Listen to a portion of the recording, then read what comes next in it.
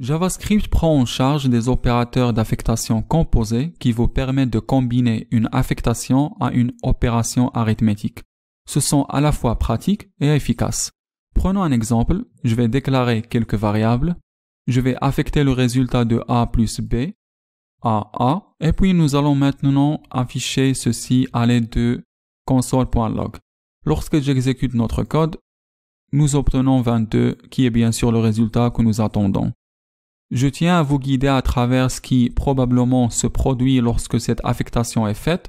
Vous allez comprendre un peu mieux pourquoi les opérateurs d'affectation composés sont importants.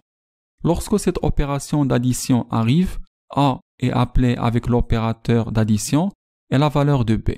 Une variable temporaire est créée et la valeur de A est copiée dans cette variable. Puis, la valeur de B est ajoutée à la valeur de cette variable temporaire. Puis, la valeur temporaire est renvoyée et puis l'opérateur d'affectation est appelé sur la variable A.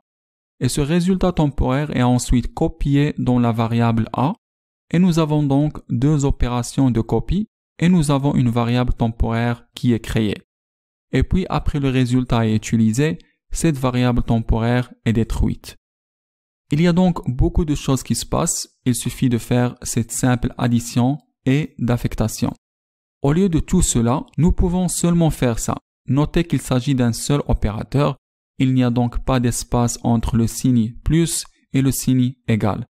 Maintenant, ce qui se passe, c'est beaucoup plus simple. L'opérateur d'addition composé est appelé sur la variable A. La valeur B est ajoutée à la valeur A et une référence à A est renvoyée.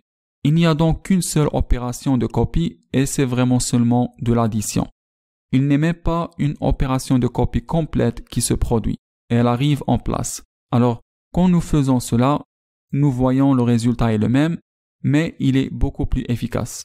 Il y a beaucoup moins de choses qui passent juste pour faire cette addition simple.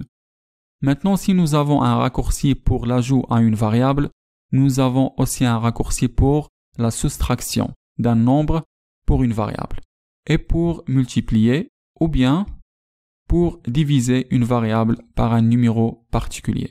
Alors, ces opérateurs d'affectation composés sont pratiques, ils sont sécuritaires et ils sont souvent plus efficaces que leur équivalent commun. N'hésitez pas à les utiliser là où vous utiliseriez les expressions équivalentes et être au courant de la distinction.